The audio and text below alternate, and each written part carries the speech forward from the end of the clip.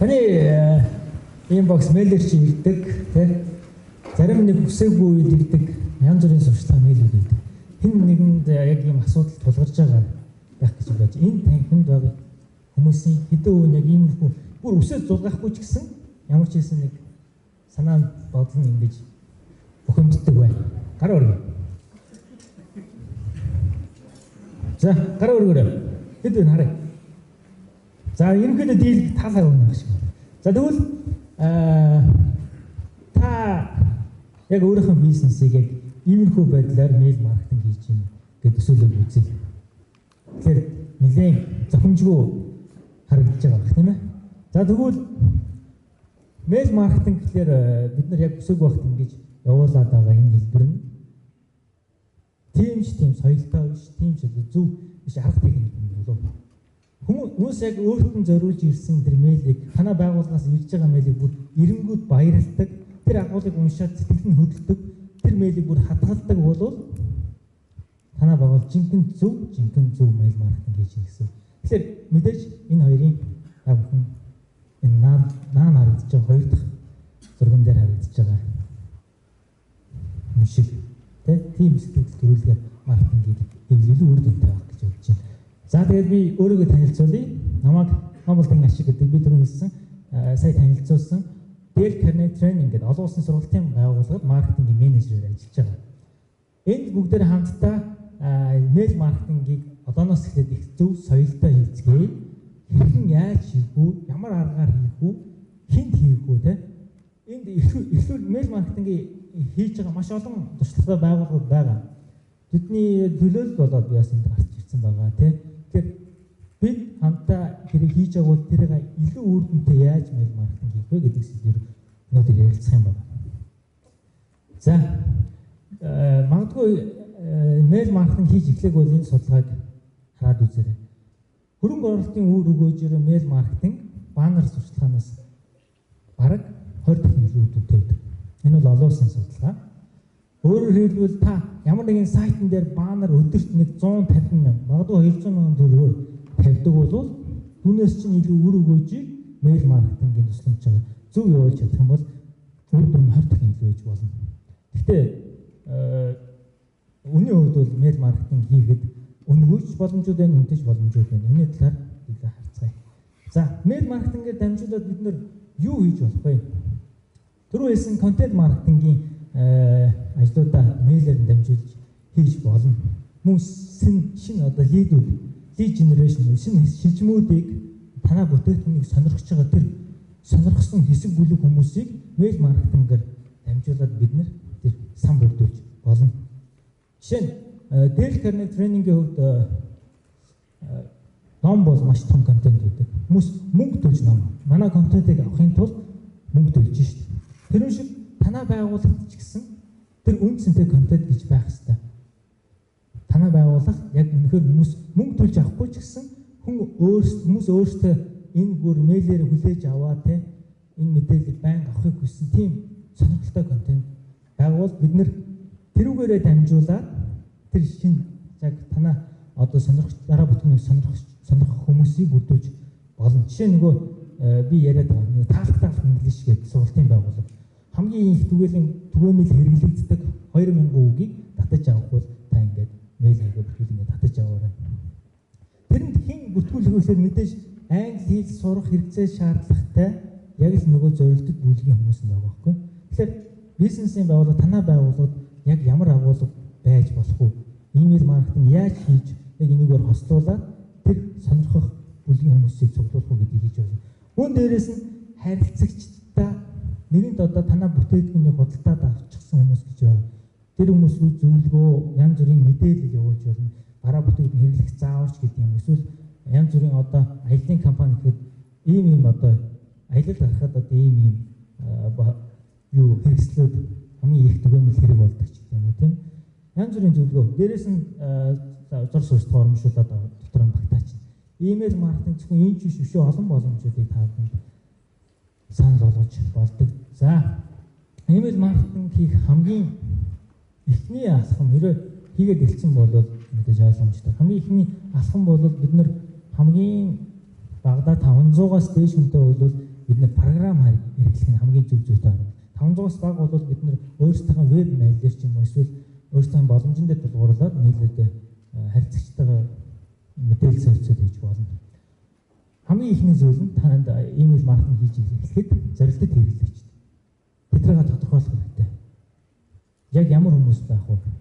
Аялдаг хүмүүс яг юу сонирхдаг юм бол аялдаг хүмүүсийн төвшин ямар хөө төвшин гэдэг хүмүүс ямар контент нийлүүлэх үү те тэр хэрэглэгчдийн одоо мэдэх сонирхохыг хүсэн тэр контентуудаа бүгднийг нэгтгэхэд авчихна. Хамгийн сүүлд нь email маркетингийн аппликейшн янз бүрийн платформ дээр ажиллаж болно. Энэ дээр бол бүр том байгууллагууд, банкны байгууллагууд те маш олон харилцагчтай, доотлон 200-аас 300 харилцагчтай байгууллагууд өөрсдөө янз бүрийн сервер хөслөөд те ажилтан хөслөөд ингээд баг ажиллаж байгаа. Тэгвэл бидний одоо хувьд бол жижиг тийм үү Монголын зах зээл жижигхэн шүү дээ. Ойролцоогоор нэг 5,000 харилцагчтай шиг тийм үү 1000 харилцагчтай шиг тийм. Ийм үед бол энэ веб платформ аппликейшнийг хэрэглэх нь хамгийн үр дүнтэй, өнөө өндөрчсөн боломжийг нэг хүн залхимжуулахаас нөлөө өгөх шүү дээ. За тэгвэл яаж эхлэх вэ?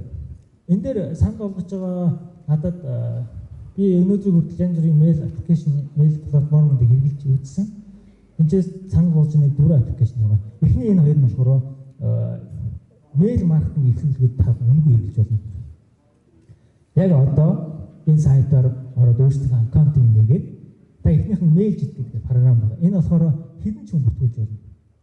Тэр бүртгүүлсэн хүмүүс руугаа та өдөрт 200 мэйл явуулах эрх байгаа. Үнгүүгээр ашиглах юм бол шүү дээ. Хэрэг мөнгө төлөх юм бол хамгийн бага нь 15,000-аас дөрвнөөс эхэлж байгаа. Та сард 30,000 мэйл явуул. Магадгүй 5,000 харилцагчтай бол тэр 5,000 харилцагч руу ойролцоогоор 6 удаа мэйл явуулах юм байна те. Ийм бага зардлаар бид нэр мэйл маркетинг эхлээд туршаад хэрэгжүүлээд эхлээд үзэж болно. Үнэхээр үр дүнтэй бол дараа нь бид нэр өөр илүү дэвшин ашиглаж бас болно. Mailchimp гэдэг энэ олон улсад бас нэлээд ашиглагддаг ийм аппликейшн байгаа. Бас үнэгүй хэрэглэх юм бол 2,000 хүн рүү 2,000 харилцагчд руу та 12,000 мэйл сард явуулах боломжтой юм байна. Үнэтэй болох юм бол арай 5,000 хүн рүү эдэн ч удаа мэйл явуулж болно. 5,000 хүн рүү ингэж мэдээлэл явуулж болох юм байна. За нэг зүйлийг энэ бүх харилцагчдаа та веб сайтаараа янз бүрийн их сурвалжуудаас зүгээр ингээд түүгээд ч юм уу ингээд хүмүүсийн мэдээллийг улгаалаад ч юм уу тэгээ зарын сайтн дээр байсан мэйл хаягийг аваад ийшээ оруулаад ингээд ирхэн гэлж байгаа бол нэг тийм зохисгүй байх. Ягаад гэвэл энэ бүх аппликейшнууд өөр дээрээ тийм bounce rate буюу одоо нөгөө мэйл хуурамч мэйл байх тийм мэдээ аналитикээр харж байгаа учраас тийм учраас яг зөв үнэнч яг тэр хэрэглэгчдэд хандсан тийм мэйл байвал илүү зүгээр. За дараагийн хоёр аппликейшны хувьд болохоор үнэтэй аппликейшн байгаа. Get response гэдэг нэг аппликейшн бий. 5,000 хүн руу та 100,000 төгрөгөөр ингээд ашиглаж болно. Энэ аппликейшнууд илүү шүү олон боломжууд байдаг. Дотор нь ороод үзэх юм бол нэлээд олон боломжууд байгаа. Зөвхөн мэйл маркетинг чиглэлгүй ландинг пэйж яаж одоо харилцагчдыг lead generation-ыг яаж хийх үү? Тэ шинэ шижмүүдийг эрхэн татах уу? Зорилтод бас хуудсууд эрхэн үүсгэх үү гэх юм уу? Янз бүрийн одоо дотроо сонирхолтой аппликейшнууд байдаг. Хамгийн сүүлд нь MadMe гэдэг аппликейшн байгаа. Энэ 15,000 хүн илүү том өргөнд танай байгууллагын хэрэгцээ шаардлага нийцчээр бас энийг ашиглаж болно. Тэгээ мэйл маркетингийн маш олон програм хангамжууд байгаа. Яг танай байгууллагын шийдэл аль нь илүү тохирох вэ гэдгийг та бүхэн өөрсдөө энэчнээс харж байгаа сонгоод ашиглаж болно. Интернетээс хаагаад үзсэн ч ер нь олон програм хангамжууд байгаа. Энэ Top 10 Reviews гэдэг юм сайт байдаг. Энэ сайтаар ороод яг нөгөө мэйл аппликейшныг рейтингээр жагсаацсан байдаг. Хамгийн ихэнд ямар явж байгаа, хамгийн сүүлд ямар явж байгаа гэх юм. Бүх хөгжүүлэлт бүх үнийн саналтайгаа ингээд байж тийш ороод бас илүү судалж болно. Бүх програмууд адилхан ерөнхийдөө миний сая хэлсэн та хэн нэгэн хүнээс мэйл худалдаж аваад мэйл хаяг ингээд бүрдүүлээд ч юм ингээд хийчих юм бол бүх аппликейшн өөр дээрээ ойролцоогоор 20-оос 40 хүн худлаа авах юм бол таны аккаунтыг хаачдаг. Тийм учраас бид аль болох өөрсдийн жинхэнэ харилцагчид, жинхэнэ танаа бүтээгдэхүүнийг сонирхож байгаа тийм хүмүүс руугаа хандсан маркетинг хийвэл илүү үр дүнтэй. Үүнийг бид нөө бүтгүүлэх, заавал өөрсдөө бүтгүүлсэн байж болно. Эсвэл зүгээр утсаар яриад за та яг уу магадгүй яг одоо ингэ боломжгүй бол та манай мэйл хаяг үлдээчгээ бид нар таны мэйл хаяг руу ингэ мэдээлэл явуулж яаж гэх юм уу. Эсвэл янз бүрийн хурал уулзалт цуглаан дээр ингэ хүмүүст анкет өгөө авчдаг ч юм уу. Ямар ч байдлаар харилцагчдын мэдээллийг цуглуулж болно. За энэ дээр зөвлөх хэдэн зөвлөгөө байгаа. Мэйл явуулах гэж байгаа бол мэйлийн агуулга аль болох богино байвал зүгээр. Маш урт мэйл өгүүлэн нэг уншаад суугаад байх тийм сонирхол байдгүй. Зураг аль болох бага байвал зүгээр. Яг л зураг маань өөрөө мэйлийн нэг хэмжээний хувьд маш их болчдөг учраас зарим нэг мэйлийн хувьд үзэж байгаа хүмүүсийн хувьд болохоор мэйл нь ирэхгүй ч байхад тийм нэг асуудал бас тулгардаг. Тэгээд нэг төрлийн бараа бүтээгдэхүүн дээр нэг өнгө төрхийг бий болгох зүгээр. Жишээ нь одоо халгаа гэдэг брендийн нэг мэйл явж байгаа бол тэр нь нэг өнгө төрхөөр нэг одоо ногоон өнгөрөөч гэх юм. Айгуу гоё тийм шийдэл. Тэрүүгээр л байнга явж идэх юм. Нэг яг мэйл явуулж байгаа нэг өнгө төрхөөр явуулах зүгээр. Тэгээд сүүлийн үед мэйл бүрийн цан харилцагч байвал харилцаж байгаа нэгэн хүн байвал зүгээр. Яг үйл ажиллагааны зөвлөх яг борлуулагч юм уу те. Цаана тэрний цаана ямар нэгэн хүнтэй би нэг байгууллагын нэг автоматар ирдэг мэйлтэй биш. Ямар нэгэн хүнтэй харилцаа үүсгэж байгаа шүү гэсэн тийм мэдрэмжийг өгөх зорилгоор цаана ямар нэгэн хүн байвал илүү үр дүнтэй байдаг. Давтамж тийм ч их байж байх нь хэлтэмий. Бараг өдөрт 2 мэйл ирдэг бол бас хэцүү те. Миний харж байгаагаар бол хамгийн ихтэй та 7 хоногт нэг 3 мэйл явуул. За магадгүй 4 мэйл явуул их зохимжтой. Нийтлүүд төр их зүгээр байдаг. Хамгийн их нээж үздэг давтамж нь. Тэгээд бүх аппликейшн өөр дөр үр дүн харуулдаг. Илүү нээж үзсэн. Энд дээр манай жишээ байгаа. За манайх дөнгөж сайхан нэг 470 хүн рүү нэг чинээр харилцагч, чинээр бүтгүүлсэн хүмүүс руугаа мэдээлэл явуулсан байна. Энэ чинээс ойролцоогоор 46.47 хүн нээж үзсэн байна. 40% нь яг мэдээллийг орж сонирхсан байна. 2 хүн unsubscribe буюу одоо манагаас дахин мэйл авахыг хүсэхгүй байна. Энэ unsubscribe буюу энийг заавал оруулж өгөх хэрэгтэй шүү. Яг бол харилцагчтай бид нар хүсээгүй байхад нь тэр мэйл болоод илүү их тийм бүдүүлэг болчихно. Тийм учраас байн бүртгэлээс та цааш манагаас мэдээлэл авахыг хүсвэл бүртгэлээс өөрийнхөө мэдээллийг асууж болно. За спам руу ингээ 3 орсон байна. Энэ спам руу орох магадлал янз янз байдаг л да. Мэйлийн агуулмж их байдгаас бол тийм айлшгүй тэр ухаан мэйл нь ачаал нь ямар хөө байсан. Веб мэйл ихэвчлэн нэг байгууллагын мэйл нь ачаал нь дүүрсэн байдаг ш заримдаа. Тэрнээс бол янз янз байдаг. Hard bounce буюу энэ бол өөрөөсөө огт ашиглахтаа байцсан мэйл байж зарим нь байгууллагын мэйлээр байгууллагын нэг мэйлийнхэн data.com руу ихэн хэрэгэлдэг байна. Нөгөө сунгуулгаа мартчихдаг. Тэгээ мэйл нь хаагдчихдаг. Тэнгүүд мэйл байхгүй гараад ирдэг. Тиймэрхүү юмнууд бас тохиолддог. За энэчнээс харж болно хэдэн хүн ямар төхөөрөмжөөс үүдэж байна. Мобайлаас нь 37.84 веб мэйлээр ингээд. Тэгээ энэчнээс ямар хөтөж ашигласан байна гэдэг. Бүх мэдээллүүд ингээд харж болж байна. Та энэ дээр дүгнэлт хийгээд дараагийн удаад би ямар маркетингийн арга барилаар ашиглах вэ гэдэг хийж болно. Тэгээ аль болох олон төхөөрөмжүүдээс мэдээлэл авах бол мэдээж боломжтой байх хэрэгтэй. Таны хэрэглэж байгаа ямар ч аппликейшн яг тэр боломжийг хангацсан байвал сайн. Тэгээд хамгийн гол нь бүх бүртгэл таны яг мэйлийн яг сан руу чинь орж явах хэрэгтэй. Яг тэр програм руу чинь утсаар ярьсан дуудлага янз бүрийн хурал уулз зүгээр бизнесний уулзалт тэгээд 2 талаас уулзалт хийсний дараа ч гэсэн эсвэл бүр сошиалаар бид нар чнөө мөнгө төгрөг зараад тийм ээ янз бүрийн реклам зар сурталчилгаа явуулж байгаа интернетээр явуулж байгаа тэр бүх зүйл чинь хамгийн шүүлтүүрээр шүүгдээд хамгийн эцсийн сонирхч манай бүтээгдэхүүнийг сонирхох магадaltaй бүх хүмүүс нь энэ бүртгэл рүү орж ивэл маш сайн.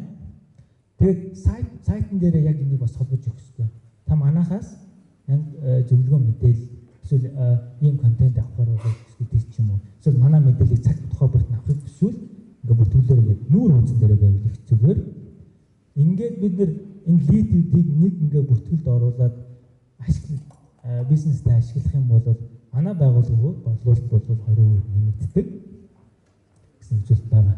Хамгийн гол нь энэ мэйл маркетинг хамгийн чухал зүйл бол та үнэн хэрэглэгчдийг бий болгох. Мэдээж танаа бүтээгдэхүүнийг худалдаад авчихсан хүмүүс дахин худалдан авалт хийх.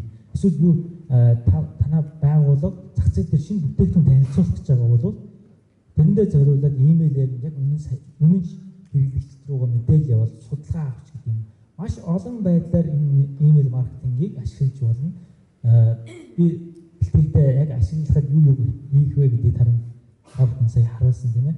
Тэгэхээр одооноос эхлээд ирээ танаа байгууллага заавал мөнгө зарахгүйгээр ийм боломжууд байгаа гэдгийг мэдээд авч учраас ажил дээр очиад хэрэглээд үзээрэй.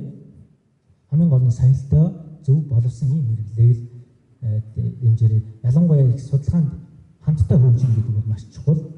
Хамтдаа бүтээгдэхүүнээ хэрэглэгчдийг нийлж байгаа бүтээгдэхүүнээ зах зээлд хамтдаа хөгжүүлнэ гэдэг тэр зорилгоор илүү үр дүнтэй. Дэл Карнеги хувьд ч гэсэн MSW гэж судалгааны компанитай хамтарч ажилладаг. Тэр утгаараа сургалтууд байн судалгаан дээр тулгуурч хэрэглэгчдийн хэрэгцээ шаардлага нь ямар байна, сүүлийн үед зах зээл дээр ямар ур чадвар илүү хэрэгтэй болж байна гэдгийг байн судалж идэг учраас Дэл Карнегийн сургалтын бизнес 104 жилийн турш одоо ингээд амжилттай зах зээл дээр тэргүүлж байгаа. Тийм учраас та байгуулагч гэсэн бас урт хугацаанд бүтээгдэхүүнээ хэрэглэгчтэйгээ илүү ойр байхад илүү тустай зүйл бол мэйл маркетинг юм аа. За баярлалаа.